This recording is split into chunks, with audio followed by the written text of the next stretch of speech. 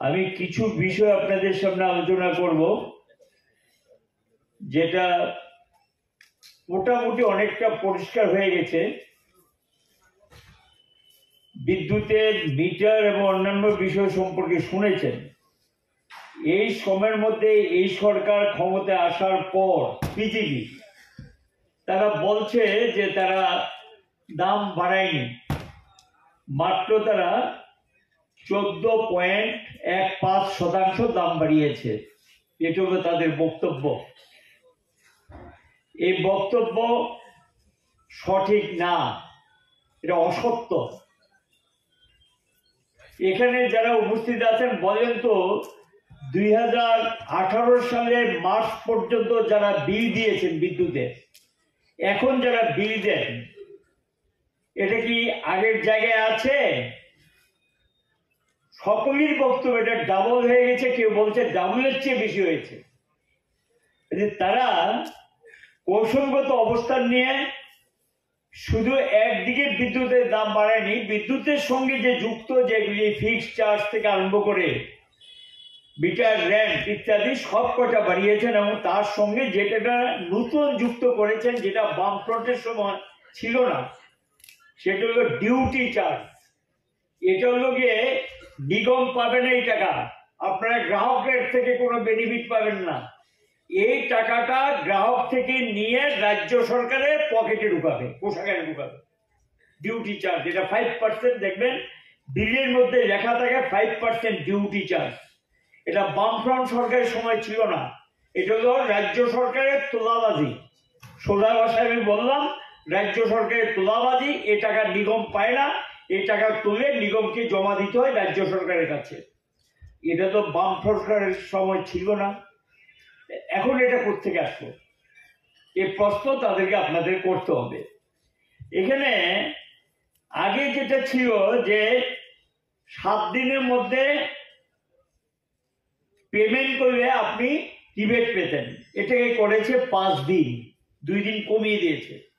বিল পেলেন, 5 দিনের মধ্যে যদি পেমেন্ট করেন তাহলে রিবেটটা পাবেন। আবার রিবেটের ক্ষেত্রে যেটা ছিল 5%, এটাকে কমিয়ে রিবেটটাকে করে দিয়েছেন 3%। ওইদিকে যেটা ছিল 7 দিন, এটাকে করে দিলেন 5 দিন।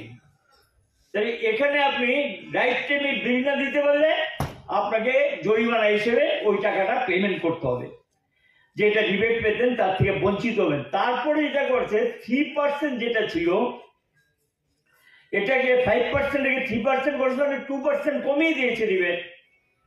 আপনি 2% সুযোগটা কম পেলেন। এটা হলো 3য় নাম্বার পকেট কাটার ব্যবস্থা। এখানে আরো যে বিষয়গুলি তারা করেছে, এই যে এটিসি লস নিয়ে যে হিসাব বলছিলেন, স্বাভাবিক তথ্যের ভিত্তিতে বলছেন। আমি দায়িত্ব নিয়ে বলছি নিগমের, তারা শুনো, বুঝিয়ে দিক। এটিসি লস যেটা ট্যারিফ পিটিশনে দেখিয়েছেন, গোটা ভারতবর্ষে যে দেখিয়েছেন, ঘটনা মোটেই না। এ রাজ্যে এটিসি লস অনেক বেশি, কিন্তু এখানেও একটা হিসাবে কারচুপি করে দিয়েছেন। এখানে 3য় যেটা করেছেন সেটা এই সঠিক তথ্য দেয়নি, এবং সেখানে এই যে বললেন 75% বিল্ডিং হয়েছে। গত কয়েক মাস আগে ট্যারিফ পিটিশনে বলেছেন শহর এলাকায় 60% বিল্ডিং হয়, গ্রামীণ এলাকায় 50% বিল্ডিং হয়। মন্ত্রীও বক্তৃতা করে বলেছেন, আর আদায় 50% নিচে কোথাও, আদায় কোথাও দেখা গেল। এবার ট্যারিফ পিটিশনে বলছে যা বিলিং করি 100% টাকা আদায় হয়। কেউ বিশ্বাস করবে? বললেন তো, কেউ বিশ্বাস করবে? এটা মোটেই ঠিক না। 75% যেটা বিলিং করেছেন বলেছেন 75% বিলিং হয় না, তার চেয়ে কম হয়। আর যদি 100% টাকা আদায় হয়ে থাকে তাহলে তো বাড়ানোর কোনো দরকার নেই, কারণ গত ইয়েতে বলেছে 60% শহর এলাকায়, 50% গ্রামীণ এলাকায় বিল্ডিং হয়। তাহলে গত কয়েক মাসে কি এত চেঞ্জ হয়ে গেছে, এত বেটার হয়ে গেছে? তাহলে তো আয় বাড়ার কথা। যদি বিল্ডিং বেশি হয়ে থাকে, টাকা বেশি আদায় হয়ে থাকে, আয় বেড়েছে, আয় বাড়লে তাহলে আবার কেন দাম বাড়ানোর প্রশ্ন আসলো? আবার কেন পত্রিকায় বিজ্ঞপ্তি দিয়েছেন গত 14 তারিখ, আবার ডেট দিয়ে দিয়েছে 18 তারিখে, যাও আপত্তি আছে জানাও। এরপরে বলছে 29 তারিখে গিয়ে বলো যে কারো কোনো আপত্তি আছে কিনা। কালকে সিপিআইএম এর পক্ষ থেকে রতন দাস গিয়েছেন, গিয়ে সেখানে গিয়ে তাদের বক্তব্যটা পেশ করেছেন। তাহলে সবকিছু ঠিকঠাক আয়টা বাড়িয়েছে। এটা কি? ওই যে বলছিল যে কিছুক্ষণ আগে যে টাকা পেতে হবে, টাকা পেতে গেলে তোমাকে পারফরমেন্স দেখাতে হবে। ভালো পারফরমেন্স যদি না দেখাও সেন্টার থেকে টাকা পাবে না, নানা স্কিমের টাকা পাবে না। টাকা পাওয়ার জন্য পারফরমেন্স শো করেছেন, ঠিক আছে। পারফরমেন্স যদি বাড়িয়ে থাকেন তাহলে তো মানে দাম বাড়ানোর কোনো দরকার নেই, আয় উপার্জন বেড়েছে আগের থেকে। একদিকে বলছেন লসের পরিমাণ এখন তারা শো করেছে 1447 কোটি টাকার উপর। যে নিগমটা ছিল না লাভ না লোকসান, একটা জায়গায় প্রফিটও করেছে, সেই প্রফিটের টাকা রাজ্য সরকারকে ডিভিডেন্ডও দিয়েছে, লভ্যাংশ রাজ্য সরকারকে দিয়েছে। এবং সেই নিগমটা কেন কি কারণে আজকে তার লসের পরিমাণ দাঁড়ালো 1447 কোটি টাকার উপর। এবং এই যে রেভিনিউ গ্যাপটা, এই রেভিনিউ গ্যাপটাকে কভার করার জন্য এখন আবার দাম বাড়ানোর জন্য সিদ্ধান্ত নিয়ে দেখবেন যে আগামী 2-4 দিনের মধ্যে হয়তো বা বাড়িয়ে দিতে পারেন। কারণ তারা তো পাবলিকের আপত্তি, জনগণের আপত্তি, মানুষের বিক্ষোভ, এটাকে সম্মান দিতে জানে না। এবং এটা জনসাধারণের সরকার না, এটা বলছিলেন যে আদানি আম্বানির সরকার। এবং এই ক্ষেত্রটাও অন্যতম একটা ব্যবসা কেন্দ্র, কারণ বিদ্যুৎ ছাড়া মানুষ এক কদমও চলতে পারে না। এই জায়গাটার মধ্যে প্রফিট করার সবচেয়ে সুযোগ রয়ে গেছে, প্রাইভেট পার্টিকে ঢুকার জন্য এই ব্যবস্থা সেখানে করে দিয়েছেন। এখানে যেটা কমার্শিয়াল লস তো বিরাট পরিমাণ যতটুকু আমরা জানি। আর বিল্ডিং যেটা একটা সময় এই বিল্ডিং গুলি করতেন আমাদের যুবকরা, যারা বেকার যুবকরা, তারা বিল্ডিং করে কিছু টাকা পেতেন। এখন এখানে স্মার্ট মিটারটা চালু হওয়ার পর যে ছেলেরাই কাজটা করতেন তারা কিন্তু এই সুযোগ থেকে বঞ্চিত হবে। কারণ ওই যে বলছেন আপনার বিয়েতে চলে আসবে মোবাইলে, তাহলে তার কাজটা কিন্তু সে হারাবে। এখানে কিন্তু সারা রাজ্যে কয়েক হাজার ছেলে মেয়ে যারা এই বিল্ডিং এর কাজটা করতেন, এর থেকে তারা বঞ্চিত হবেন। এই ব্যবস্থার দিকে তারা যাচ্ছে, যেটাকে স্মার্ট মিটারের মাধ্যমে তারা লাগু করতে চাইছে। চুরি কমেছে, সর্বত্র চলছে, যেখানে যান এ কি কাণ্ড। তো বলছে কয়েকদিন আগে বলছে কি ড্রোন দিয়ে নাকি দেখবে, কয়েকদিন দেখবেন পত্রিকাতে খুব ড্রোনের কথাবার্তা হয়েছে। ড্রোন লাগে কোথায় চুরি হচ্ছে এটা দেখার জন্য ড্রোনের দরকার লাগে না। আপনি যান রাস্তা দিয়ে গাড়ি চালাতে গেলে দেখবেন যে কত হুক লাইন আছে, কোথায় চুরি হচ্ছে এটাকে ধরো, এটাকে তাকে লাইন দেওয়ার ব্যবস্থা করো। একজন কি ড্রোন, ঠিক আছে ড্রোন লাগান, কোনো আপত্তি নেই। আপনি যদি আধুনিক প্রযুক্তি লাগাতে চান আপত্তি নেই। কিন্তু এই যে চুরি যেটা হয় এটা কমানোর দায়িত্ব কার? নিগমের। তার সঙ্গে সরকার, যেহেতু এটা সরকার পরিচালিত নিগম, 100% এখনো সরকারের হাতে শেয়ার, তাই নিগম সেখানে চুরি ধরবেন না, চুরি ধরে সেখানে আয় বাড়াবেন না। তার দায়িত্ব যিনি চুরি করবেন না, বৈধ গ্রাহক ভদ্রলোক, তিনি রাইট টাইমে টাকা দেয়, যা দিল সেই টাকাও দেয়, বিদ্যুৎ ব্যবহার করে পয়সা দেয়। তো এই ভদ্রলোক কি অপরাধ করেছেন? যারা চুরিটা করলেন তার যে টাকাটা সেটা লস হিসেবে গিয়ে যিনি উপযুক্ত ভোক্তা রাইট টাইমে পেমেন্ট তার ঘাড়ে চাপিয়ে দেবেন। এটা কিরকম হলো? এটাই তো করছেন, এটা পদ্ধতি নাই। এটার ক্ষেত্রে সেখানে তারা যে দৃষ্টিভঙ্গিতে এটা করছেন এটা মোটেই এটা সমর্থন করা যায় না, এটার বিরুদ্ধে কথা বলতে হবে। একটা সাবমিট করেছেন 5টা ডিভিশন, বলেছেন বেসরকারি ক্ষেত্র ভালো দিয়েছেন তো ফ্র্যাঞ্চাইজি সিস্টেমে, একটা তো টাকা পয়সা নিয়ে পালিয়ে গেছেন। আমরা বহুবার জানার চেষ্টা করেছি, চ্যালেঞ্জ করেছি যে কত টাকা বিদ্যুৎ নিগম থেকে নিয়ে মানুষ থেকে বিল তুলে প্রাইভেট কোম্পানি এই টাকা জমা দেয়নি, এই পরিমাণটা জানান। আজও সরকার সেটা জানানো না। আমাদের কাছে খবর 150 কোটি টাকার উপর মানুষ থেকে তুলে এই টাকা নিয়ে ব্যাস সরে পড়েছেন। কোন আইনি ব্যবস্থা অ্যারেস্ট করেছেন, জেলে ঢুকিয়েছেন বা মামলা করেছেন, পট্টপট্টি এখন পর্যন্ত দেখিনি। এই যে প্রাইভেট কোম্পানি 5টা নিয়ে এসছে, 5টা ডিভিশন দিলেন, তারা তো এখানকার প্রপার্টি ব্যবহার করছেন এবং নিগম থেকে বিদ্যুৎ নিয়ে তারপর তারা বিক্রি করছেন, বিক্রি করে বিল্ডিং এর টাকা তুলছেন। তাহলে তারা সেই টাকাটা জমা দেবেন না? এটা কিন্তু লসের ঘরে ঢুকে যাচ্ছে। এই লসের ঘরে ঢুকে এখানে গিয়ে মূল্যবৃদ্ধি মূল্যবৃদ্ধি মূল্যবৃদ্ধি এই পথে তারা হাঁটার চেষ্টা করছে। কাজে এটা মোটেই সমর্থন করা যায় না এবং এটা মনে কর সোজা কথা, এটা একটা চরম ব্যর্থতা, নিগমের চরম ব্যর্থতা এবং সরকারের এটা চরম ব্যর্থতা অস্বীকার করার সুযোগ নেই।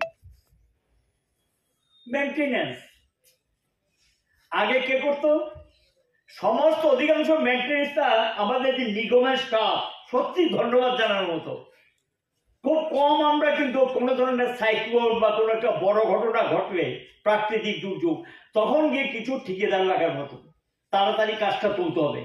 আর এমনিতে কিন্তু নিগমের যারা ছিলেন, এই নিগমের তারাই কিন্তু মেনটেন্যান্সের কাজটা করতেন জীবনের ঝুঁকি নিয়ে। এবং এই মেনটেন্যান্সের কাজে গিয়ে যে টাকাটা মেনটেন্যান্সের জন্য খরচ হতো, এই টাকাটা সেভ হতো, এই টাকাটা আয়ের ঘরে থাকতো, তাতে বিদ্যুতের দামটা একটা জায়গায় দাঁড়িয়ে থাকতো, দাম বাড়তো না। এখন করেছে কি, অধিকাংশ ক্ষেত্রে সেখানে গিয়ে ঠিকাদারি সিস্টেম চালু করে দিয়েছে। যে ঠিকাদার আপনার বাড়িতে গিয়ে মেনটেন্যান্সটা করছে, সে তো বিল করবে, এই বিলের টাকাকে দেবে নিগম, এই টাকাটা কিন্তু ঢুকবে আপনার বিলের মধ্যে। এইভাবে তো খরচটা বাড়ছে, এই কারণে তো দামটা বাড়ছে। তাহলে যেই মেনটেন্যান্সটা আগে নিজেরা করতেন, এখন সেই মেনটেন্যান্স ঘটনা কি, রিটায়ারমেন্টের পর কোনো লোক নিয়োগ নেই। আপনারাই বলছেন অর্ধেক হয়ে গেছে। আবার দেখলাম কালকে অভিনন্দন জানাচ্ছে বিজিবি থেকে 164 জন ইঞ্জিনিয়ার নিয়োগ করবেন। রিটায়ারমেন্টে গেলেন কতজন সেই হিসাব আগে দেন। রিটায়ারমেন্টে গিয়েছে 2018 পর একটা বিরাট সংখ্যা রিটায়ারমেন্টে চলে গেছে, একটা গ্যাপ তৈরি হয়েছে। তাহলে এই যে রিটায়ারমেন্টে যাওয়ার পর প্রায় স্টাফ অর্ধেক হয়ে গেছে। 18 সময় যা ছিল এখন গিয়ে প্রায় অর্ধেক হয়ে গেছে স্টাফ। আর তখন গ্রাহক ছিল বাম সরকারের সময় 7,80,000-এর কাছাকাছি, 70 থেকে 80,000, আমার যা মনে পড়ছে 7,70,000 থেকে 80,000। তো আপনারা বলছেন এখন গ্রাহক হয়েছে 10 লক্ষ। ওকে, তাহলে 10 লক্ষ যদি গ্রাহক হয়ে থাকে, তাহলে 2 লক্ষর উপর গ্রাহক বাড়ছে। তাহলে এই যে 2 লক্ষর উপর গ্রাহক বাড়লো, তার জন্য আয় বাড়বে। ওই যে নতুন গ্রাহক হয়েছে, সে তো বিদ্যুৎ ব্যবহার করে টাকা জমা দিচ্ছে, কিন্তু আয়ের ঘরে তো সেটা রিফ্লেক্ট করছে না। লস লস লস খালি বাড়ছে, বছর বছর লসের পরিমাণ বাড়ছে। নতুন গ্রাহক করলেন, নতুন লোক নিলেন না, বেতন খাতে যে টাকাটা খরচ হতো এখন তো সেই টাকাটা কমে গেছে, যেহেতু রিটায়ারমেন্টে চলে গেছে বিরাট অংশ। তাহলে বেতন খাতে খরচের টাকাটা কমলো, তাহলে লসের পরিমাণ এত বেড়েছে কেন? আসলে ঘটনাটা কি? মিটিংও তো আগে আমরা নিগম অফিসে করতাম বা সরকারি ভবনে করতাম, এই প্রজ্ঞা টজ্ঞা এখানে আমাদের রিভিউ মিটিং হতো। এখন তো শুনি কি হোটেলে নাকি, এখানে আগরতলা শহরে হোটেল টোটেল আছে, হোটেলে হয় মিটিং। খাওয়ার ব্যবস্থা কি, যদি খাওয়াতেই হয় সাধারণ খাওয়া দেওয়া হতো। হোটেলে ঠেলে কত টাকা লাগে আর সাধারণ খাওয়া কত টাকা লাগে এটা আপনারাই জানেন। আগে গাড়ি ব্যবহার করতো, নিশ্চয়ই শুনছেন এসব কথা, প্রশ্ন করছি। আগে যে গাড়ি ব্যবহার করতো সাধারণ গাড়ি ব্যবহার করতো। এখন তো আমি মাঝে মধ্যে দেখি সামনে ওই বোর্ডটা লেখা থাকে তো অমুক পোস্ট সম্মুখ পোস্ট, আর এখন একটু বেশি কে কোন পদবি দেখবেন, সব গাড়ির সামনে পদবি লেখা থাকে। পদবি দেখলে তো বোঝা যায় গাড়িটা কার। দামি দামি গাড়ি সমস্ত, কার পোষায়? সরকারি পয়সা না তো, এটা আপনাদের পোষায়, গ্রাহকের পোষায়। এই যে গাড়িগুলো ব্যবহৃত গাড়ি ব্যবহার করতে হবে, গাড়ি লাগবে, আমি অস্বীকার করি না, গাড়ি ছাড়া হয় না। বিদ্যুতের মতো ডিপার্টমেন্ট গাড়ি ছাড়া চলবে না, গাড়ি লাগবে। কিন্তু সেই গাড়ি কি আপনার এমন দামি গাড়ি ব্যবহার করতে হবে, তার জন্য যে বাসের পরে যে বিল যাবি সব ভাড়া গাড়ি, সব ভাড়া গাড়ি। এই ভাড়া গাড়িগুলিতে বিরাট পরিমাণ বিল। এই টাকাটা তো কে দিচ্ছে? গ্রাহক। এই টাকাটা তো গ্রাহককে দিতে হয়। এক কাপ চা খেলে এটাও তো গ্রাহককে দিতে হয়। তো এই জাতীয় খরচ চাকচিক্যর নামে বিশাল পরিমাণ টাকা অপচয় হবে। এটা অপচয়। যেটা সঠিক কাজে লাগে নিশ্চয়ই সেটা সঠিক খরচ, আর যেটা দরকার নেই শুধু শুধু খরচ হচ্ছে সেই টাকাটা কি অপচয় না? এই অপচয়ের দায়ভার কেন গ্রাহক বহন করবে? কেন গ্রাহককে সেখানে অপচয়ের দায়িত্ব নিতে হবে? এই বিষয়গুলি তো যারা নিগম চালান, যারা এটাকে পরিচালনা, তাদেরকে তো এই কথাগুলো উত্তর দিতে হবে। ঠিকাদারি সিস্টেম করে গোটা সিস্টেমটাকে একটা, আগে যে সিস্টেমটা ছিল নিগমের, সবটাকে একবার তছনছ করে দিয়েছেন। এখানে লাস্ট যেটা ছিল 60 টাকা 92 পয়সা। ওরা বলছে বামের সময় নাকি থেকে 100%, কোন সময় বলছে 120% বামফ্রন্ট সরকারের দাম বাড়িয়েছে। কোথায় কোথায় বলবে এটা? এদেরকে প্রশ্ন করুন তো, যার কোনো দামই ছিল না। আমি তো বলছি 2005-এ নিগম হওয়ার আগে, এটা যখন সরকারি দপ্তর ছিল, তখন বিদ্যুতের দাম কি ছিল জানেন? মানুষের কাছে গেলে দেন না কিছু টাকা পয়সা, আমরা বিদ্যুৎ দিচ্ছি কিছু দেন, অনেকটা দয়া দাক্ষিণ্যের মতো আর কি। 20 টাকা নেন, 25 টাকা নেন, 30 টাকা নেন। এত বেশি বিল্ডিং টিল্ডিং এর বালাই তখন ছিল না। নিগম যখন হলো তখন থেকে বিল্ডিং সিস্টেমটা লাগালো। যা দামই ছিল না, একটা দাম ঠিক হলে এটা কি পার্সেন্টেজ হয়? এটা পার্সেন্টেজ, এটাকে বলছে 100%, 150% নাকি বামের দাম বাড়িয়েছে। বামফ্রন্ট সরকারের সময় তো গড় দাম ছিল 3 টাকা 99 পয়সা। রেকর্ড তো আছে। 3 টাকা 99 পয়সা গড় দাম ছিল বিদ্যুতের 1 ইউনিটের দাম। এখন গিয়ে আপনারা বলছেন মাত্র 14% বাড়িয়েছে, কিন্তু আপনাদের গড় দাম, আপনাদের হিসাব 60 টাকা 92 পয়সা। তাহলে প্রায় 100%-এর মতো বাড়লো না? 60 টাকা 92 পয়সা। এখন এই 60 টাকা 92 পর এখন যেটা বৃদ্ধি চেয়েছেন আরো বাড়ানোর জন্য, যে দরখাস্ত দাখিল করেছেন, কালকে গিয়ে যেটা প্রতিবাদ হয়েছে রেগুলেটরি কমিশনের কাছে বলতেছেন, রেগুলেটরি কমিশন কি ডিসিশন নেয় ওরা ঠিক করবে। এটা গিয়ে যদি বাড়ে তাহলে গিয়ে পড়বে পার ইউনিট প্রায় 10 টাকার উপর। সিরিয়াস অবস্থা। কয়টা গরিব মানুষের বিদ্যুৎ ব্যবহার করতে পারবে? স্ল্যাব, আগে যে স্ল্যাব গুলো ছিল দেখবেন যে বিলের মধ্যে স্ল্যাব লেখা আছে, স্ল্যাব 1, স্ল্যাব 2, স্ল্যাব 3। স্ল্যাব 1-এ ব্যবহার করলে কম পয়সা পাবেন, যদি বেশি ব্যবহার করেন স্ল্যাব 2-তে ঢুকে যাবেন, তারপরে যদি আরো বেশি ব্যবহার করেন স্ল্যাব 3-তে ঢুকে যাবেন, দাম বাড়বে। এবং এখানে গিয়ে স্ল্যাব 1, স্ল্যাব 2, স্ল্যাব 3 ক্ষেত্রে যে ডিফারেন্স গুলো ছিল এটাকেও চেঞ্জ করে ফেলেছে, রাতারাতি চেঞ্জ করে ফেলেছে এখানে। এবং এই পরিস্থিতির মধ্যে পরোক্ষভাবে কতগুলো বিষয় নানাভাবে কায়দা কানুন করে এই জায়গায় নিয়ে গেছে, যার ফলে সাধারণ মানুষের পক্ষে খুব কঠিন হয়ে যাবে। বলছিলেন আলোচনা জেনারেশন, আপনি কিভাবে পোষাতাম? অনেকে বললে যে কি করে আপনারা পুষিয়েছেন, কি করে পুষিয়েছেন? হ্যাঁ বলছি তো, এই যে বনমুড়া যে 2টো ইউনিট আমরা বসিয়েছি, আমরা যদি এটা ফাইন্যান্স কর্পোরেশন বা কোনো জায়গা থেকে ঋণ নিতাম তাহলে সেই টাকাটা কিন্তু লোনের ঘরে ঢুকতো, তার ইন্টারেস্টের টাকা কিন্তু আপনাদের দিতে হতো। আমরা তা করিনি।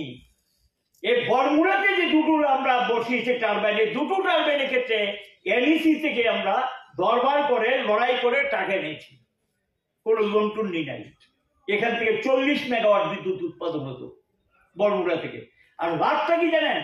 বাইরের থেকে যেই দামে বিদ্যুৎটা আমরা কিনতাম, আর নিজস্ব উৎপাদন যেটা, আমাদের ইঞ্জিনিয়ারে এটা উৎপাদন করতেন, আলাদা কোনো স্টাফের দরকার নেই, তারাই এটা দেখভাল করতেন, জেনারেশন কোম্পানি একসঙ্গে ছিল, তাহলে লাভটাও তো সেখানে গিয়ে ওখান থেকে গিয়ে সস্তায় বিদ্যুৎটা পেতাম।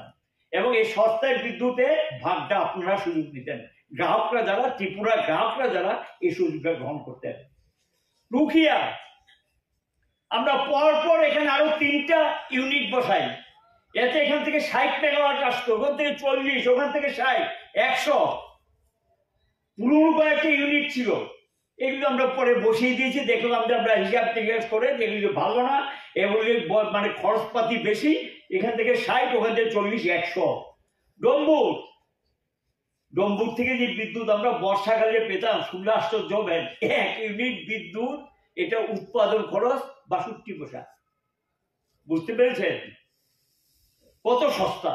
এবং এইগুলি দিয়ে কিন্তু এখান থেকে যে নিজস্ব উৎপাদনের যে বিদ্যুৎটা আর বাকি যে ব্যষ্টি বিদ্যুৎ, এটা আমরা শেয়ার হিসেবে ওই পালাটানা আর শ্রীনগর, তারপরে নর্থ ইস্টের বিভিন্ন প্রজেক্ট থেকে আমরা শেয়ার পেতাম এবং এগুলো আমরা নিয়ে আসতাম।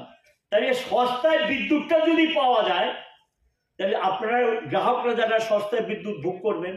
আর বেশি দামে যদি বিদ্যুৎ কিনতে হয়, তাহলে গ্রাহকদের কাছে বেশি চাপ পড়বে। এবং এই পরিস্থিতির মধ্যে আমাদের নিজস্ব উৎপাদন আজকে তারা কোথায় নিয়ে গেছে? আমাদের সময় ডিসিশন হয়েছে, প্ল্যান সাবমিট হয়েছে, ফাইনাল হয়ে গিয়েছিল। এই যে গ্যাসের যে চুল্লিটা দিয়ে যে হিটটা বেরোয়, এটাকে বলা হয় কম্বাইন সাইকেল। এই কম্বাইন সাইকেলে এটাকে যদি ডাইভার্ট করা যেত, তাহলে সেখানে গিয়ে কনভার্ট করলে সেখান থেকে আমরা এডিশনাল অতিরিক্ত, মানে কোনো প্রকার গ্যাস ছাড়া অতিরিক্ত বিদ্যুৎ পেতাম। দুটো প্রজেক্টও দাখিল করা হয়েছিল, স্যাংশন হয়ে গিয়েছিল। এখন তো বলছে কি, কিছুদিন আগে তারা বলেছে স্যাংশন নাকি পেয়েছেন। যদি পেয়েই থাকেন, কাজটা শুরু করছেন না কেন? আর কোথায় করবে? এখন তো 2টা প্রজেক্ট বসে গেছে, ওই 2টা টারবাইন বসে গেছে। এখানেও তো 3টার মধ্যে 2টো টারবাইন বসে গেছে। তাহলে নতুন প্রজেক্টটা কি করে হবে? এই যে হিটটা থেকে আবার বিদ্যুৎ উৎপাদন, এটা আরো সস্তা। তাহলে কে সুযোগ পেতেন? ত্রিপুরার যে গ্রাহকরা সেই সুযোগ পেতেন। তাই নিজস্ব উৎপাদন ব্যবস্থাকে কেন বন্ধ করলেন? কেন এই সর্বনাশটা করলেন? ডম্বুর প্রজেক্টে 100 কোটি টাকা এডিশনাল এনে এটাকে আরো উন্নত করার সিদ্ধান্ত হয়েছিল। সে ডম্বুর থেকে এখন 1 ইউনিট বিদ্যুৎ আসে না। কেন এটা হতো? এটা তো হওয়ার কথা না। তাই এটা পরিচালনগত ব্যর্থতা, সরকারের ব্যর্থতা, নিগমের ব্যর্থতার দায় কেন গ্রাহকরা বহন করবে? কেন গ্রাহকদের কাঁধে পড়বে? কেন? উত্তর তো তাদেরকে দিতে হবে, যারা এটাকে চালায় তাদেরকে তো দিতে হবে। এই অবস্থায় আজকে নিগমকে এই পর্যায়ে তারা নিয়ে গেছেন। বাংলাদেশ, আপনারা জানেন, এরা সাহায্য না করলে আমাদের এই প্রজেক্ট হতো না। এখানে এসেছিলেন বাংলাদেশের তৎকালীন প্রধানমন্ত্রী, তিনি এই আসাম রাজ্যের মাঠে দাঁড়িয়ে মুখ্যমন্ত্রীর কাছে বলেছিলেন, আমি তো সমস্ত সাহায্য করলাম, আমাকে বেশি বিদ্যুৎ দিন। আমরা বলছি ভারত সরকারের যদি আপত্তি না থাকে, আমাদের আপত্তি নেই, বেশি বিদ্যুৎ আছে, আমরা বিক্রি করব। শেষ পর্যন্ত বাংলাদেশে আমরা বিদ্যুৎ দিলাম, এগ্রিমেন্ট হলো। এখান থেকে তো মাসে 8 থেকে 10 কোটি টাকা নেট প্রফিট আসতো বাংলাদেশে বিক্রি করে। এই টাকাটা কে পেতেন? ত্রিপুরা গ্রাহকরা কম পয়সার বিদ্যুৎ পেতেন। এখন কেন এখানে যেখানে 160 মেগাওয়াট এগ্রিমেন্ট ছিল আমাদের সরকারের সময়, আমরা যখন দিতাম সেখানে মাসে 140-50, কোন মাসে 160 মেগাওয়াট, গড়ে 140 থেকে 160 মেগাওয়াট বিদ্যুৎ বিক্রি করা হতো। এখন শুনছি সেখানে 60 বা 70 মেগাওয়াট যায়। এখানে কিন্তু এখানে বেশি বিদ্যুৎটা না দেওয়ার ফলে লসটা বাড়বে, কমে যাবে, আয় কমে যাবে। যে আয়টা আসতো সে আয়ের পরিমাণ কমে যাবে। বাংলাদেশে এখন দিতে পারছেন না। বাইরের রাজ্যের থেকে সেই শেয়ার আমরা পেতাম, এতে নিজস্ব গিয়ে যেটা আমাদের যেটা শেয়ার, এই ওটিপিসি, ওইদিকে মনারচক, সোনামুড়া, সবটা মিলে আমরা যে শেয়ার পেতাম, এতে গিয়ে প্রায় 500 থেকে 525 মেগাওয়াট বিদ্যুৎ ছিল ত্রিপুরার নিজস্ব বিদ্যুৎ। এই বিদ্যুৎটার মধ্যে আমাদের লাগতো 250 থেকে 300। বাকি বিদ্যুৎটা বাইরে বিক্রি করে এখান থেকে যে লাভটা আসতো, আমাদের ত্রিপুরার যে গ্রাহকরা এই লাভের অংশটা পেতেন, সস্তায় বিদ্যুৎ পেতেন। আজকে কেন এমনটা হলো? আমরা যা জানি, যতটুকু শুনতে পেয়েছি, বিদ্যুৎ কিনে এনেছেন, বিদ্যুতের টাকা দেননি বাইরের প্রজেক্টগুলো থেকে।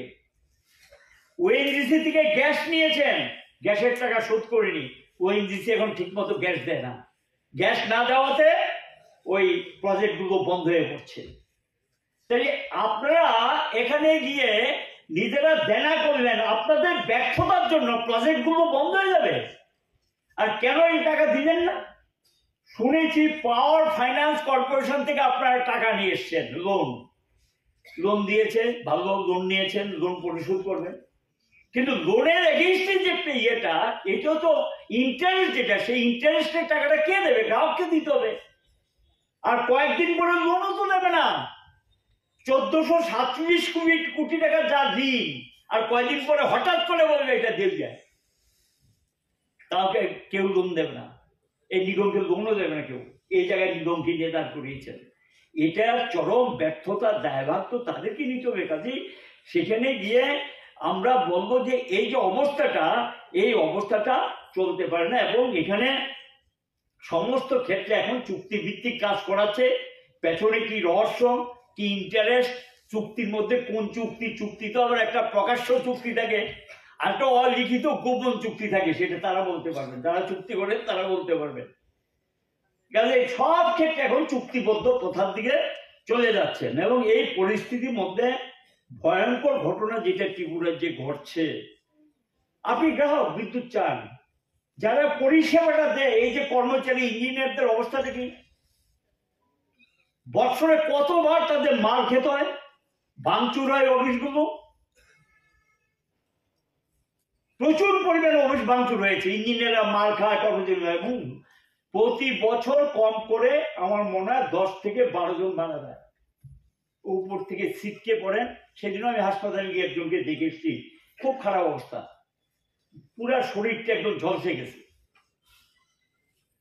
তাহলে এই যে যিনি, আমি বুঝলাম ঠিকাদারের আন্ডারে কাজ করে, সে তো শ্রমিক, কাজ করছেন, পরিষেবা দিচ্ছেন, মরে যায় খবর নেয় না, পরিবারের দায়িত্ব নেয় না, বিদ্যুৎ পরিষেবা দিক থেকে মারা গেল খবর নেবেন না, কোনো আর্থিক সাহায্য দেয় না। একটা ছেলে বাড়ি মুর্শিদাবাদ, কয়েকদিন আগে কাজ করতে গিয়ে ছিটকে পড়েছে, এই ছেলেটার আমি দেখে এসেছি, জিজ্ঞেস করলো ভাই বাড়ি কোথায়, ধরুন মুর্শিদাবাদ। তখন বলবো কেন এসছি ওখানে, আমি ঠিকাদারের আন্ডারে কাজ করি, বিদ্যুতে কাজ করি। ট্রেনিং দিয়েছো? না। ট্রেনিং করিয়েছে? না। তাহলে কেন তোমাকে উপরে উঠালো? ট্রেনিং ছাড়া এভাবে উপরে উঠিয়ে দেওয়া যায়? চকম দিয়ে উপরে গিয়ে এই কাজ করতে পারে? ট্রেনিং নেই, কোনো প্রকার ট্রেনিং নেই, কিচ্ছু নেই, প্রশিক্ষণ নেই, তুলে দিচ্ছে। এই সমস্ত ঠিকাদাররা ব্যবসার জন্য তুলে দিয়েছে যেগুলো জীবন যাচ্ছে। আর এই ত্রিপুরাতেই প্রতি বছর 8 থেকে 10 জন 12 জন করে ছেলে মানে গরিবের সন্তান মারা যায়, খবর নেওয়ার লোক নেই। আর আমাদের ইউনিয়নগত ব্যর্থতা, আমরা ইউনিয়নগতভাবে এই ইস্যুটাকে নিয়ে যেভাবে লড়াই করার দরকার, আন্দোলন করার দরকার, তাদের পাশে দাঁড়ানোর দরকার, সেই জায়গাতে আমরা সবটা সফল বা আমরা সেই দায়িত্ব নিতে পারছি, এই দাবি আমাদের দিক থেকে করা উচিত হবে না। কাজে এই যে অবস্থা, পরিষেবা দিতে গিয়ে জীবন যাচ্ছে, অথচ তাদের পাশে কোনো লোক নেই, দেখার কোনো লোক নেই, সরকারও এই সম্পর্কে কোনো খোঁজ খবর নেওয়ার দরকার আছে বলে তারা মনে করে না। এখানে স্মার্ট মিটার নিয়ে খুব সুন্দরভাবে ব্যাখ্যা দিয়েছে। এখন কম্পালসারি করার চেষ্টা করছে, অধিকাংশ বাড়িতে স্মার্ট মিটার ঢুকিয়ে দেখি, বাড়িতে লোক নেই, স্মার্ট মিটার ঢুকিয়ে দিচ্ছে। মধ্যে যখন আন্দোলনটা তীব্র হয়েছিল তখন কি এটা বলছে গো স্লো, বন্ধ করেনি, বলছে আস্তে ধীরে ধীরে দাও। এখন আবার মানুষের বাড়িতে নিউ কানেকশন যারা নিচ্ছে, নতুন কানেকশন, তার উপরে বলছে বাধ্যতামূলক তোমাকে স্মার্ট মিটার নিতে হবে, বলছে দাম বাড়িয়ে নিতে হবে। আমার নিজের বাড়িতে, আমি নিজের অভিজ্ঞতা বলছি, 1200 থেকে 1300 টাকা উঠতো, গত মাসে দিয়েছে 2800 টাকা। কিন্তু এর চেয়ে বেশি বেশি বিদ্যুৎ ব্যবহার এমনটা তো মনে হয় না। কি ব্যাপার স্যাপার যেগুলো বুঝতে পারছি না, শুনছিলেন সুদীপ দত্ত আলোচনা করেছে, ডে টাইম ট্যারিফ, এটা চালু হলে অবস্থাটা যে কোথায় গিয়ে দাঁড়াবে বুঝতে পারবেন। আমরা মানুষকে বিষয়গুলি বলবো, বুঝাবো, স্মার্ট মিটার লাগাবে না রিজেক্ট করবে, মানুষকেই তো এটা সিদ্ধান্ত নিতে হবে। আপনাকে প্রতিবাদে এগিয়ে আসতে হবে, আপনাকে প্রতিবাদী হতে হবে। আপনি যদি আপনার বাড়িতে স্মার্ট মিটারকে ওয়েলকাম করেন, তো তার জন্য দায়িত্ব তো আপনাকে মুখ করতে হবে। এবং সেখানে গিয়ে স্মার্ট মিটার সম্পর্কে আমাদের বক্তব্য, এটা লাগানোর আগে 3 বার ভাবেন, 4 বার ভাবেন এটা লাগাবেন কিনা। অনেক জিনিস ভালো ভালো এই সমস্ত কথাবার্তা বলবে। এই যে ডে টাইম ট্যারিফটা চালু করতে যাচ্ছে, এর ফলে যখন আমার বিদ্যুতের দরকার তখন আমাকে অনেক বেশি দামে বিদ্যুৎ কিনতে হবে। এটা কিসের সুবিধা, এটা কিসের সুযোগ? এটা আদানি আম্বানির টাকাদের, যারা বিদ্যুতের ব্যাপারী, এখন যারা ভারতবর্ষে বিদ্যুতের ব্যবসায়ী, এই তিনটাকে পাইয়ে দেওয়ার জন্য এই ব্যবস্থাপনা চালু হচ্ছে। এটার নাম হলো স্মার্ট মিটার। কাজেই এটা সম্পর্কে তারা বলেছে এটাকে কম্পালসারি করার জন্য। এটাকে বাধ্যতামূলক করার জন্য, ম্যান্ডেটরি করার জন্য বলিয়ে দিয়েছে।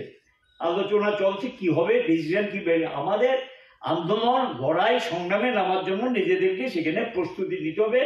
সোজা কথা, এই নিগমটাকে এমন ধ্বংসের কিনারে নিয়ে যাও যেই নিগমের একটা সময় 300 কোটি টাকার মতো লাভের টাকা ফিক্সড ডিপোজিট ছিল, এমন জায়গায় নিয়ে যাও এটা যাতে ধীরে ধীরে নিজের থেকেই শেষ হয়ে যায়, নর্মাল ডেথ।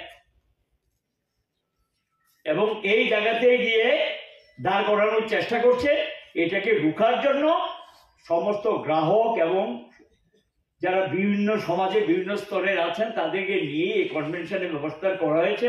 এবং এই কনভেনশন থেকে শঙ্কর দত্ত আপনাদের সামনে যেই প্রস্তাব উত্থাপন করেছেন, এই প্রস্তাব যেটা এখন এটার ভিত্তিতে আমরা সকল স্তরের লোককে নিয়ে একটা কনজিউমারের যেটা হবে, ফোরামটা যেটা হবে সেটা বলা হয়েছে। এবং এই ফোরাম থেকে বসে পরবর্তী আন্দোলনের পদক্ষেপ কি কি বিষয়গুলি নেওয়া যায় এটা স্থির করবেন। এর জন্য বাইগসটা যেটা হবে সেটাও আপনাদের কাছে মোটামুটি সিনোপসিসটা পড়ে শুনিয়েছেন। এটা সম্পর্কে যদি কারো কোনো দ্বিমত না থাকে, সবাই যদি একমত হন, আমার অনুরোধ থাকবে হাত তুলে এটাকে সমর্থন জানান। তাহলে এই প্রস্তাব যেটা শঙ্কর দত্ত, কেউ বিপক্ষে আছেন বা কোনো পক্ষে নেই, নিরপেক্ষ আছেন কি কেউ? নেই। তাই এটা সর্বসম্মতিক্রমে যে প্রস্তাবটা দেওয়া হলো সেই প্রস্তাবটা গ্রহণ করা হবে।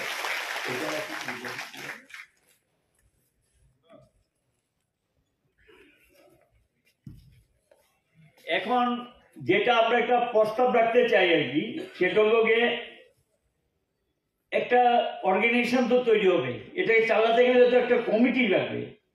আপাতত এটা একটা কমিটি গঠন করা হবে, তার মেম্বারশিপ সব কমপ্লিট হওয়ার পর পরবর্তী সময় তারা জেনারেল মিটিং করে এটাকে পূর্ণাঙ্গ রূপ দেবেন। এখন একটা প্রস্তাব এটাও আপনাদের সামনে তোলা হচ্ছে, যেটা ভানুলাল সাহা চিনেন,